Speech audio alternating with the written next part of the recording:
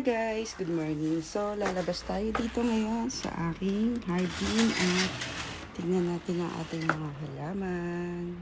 Wala yung mga halaman ko and wow, ang laki na ng talong. Ayan, malapit na natin siyang i-harvest guys. So, ang dami na ng bunga. Ayan. Ayan na yung bunga niya. And ito, tinanim ko siya. Ito yung curry. Tatanim ko. Tapos piman.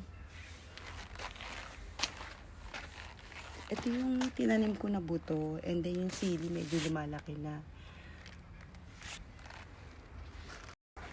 So, mga sili yan guys. Mga sili. And ito patatas.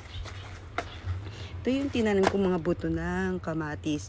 And then yung malunggay ko guys. Matagal siya pero tumutubo na siya. Ayan oh. Malunggay.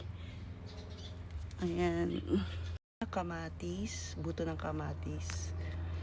So, lalagyan ko ulit siya ng lupa para ang tawag dito, maganda daw yung pinapatong ang tawag dito para dumami yung ugat niya.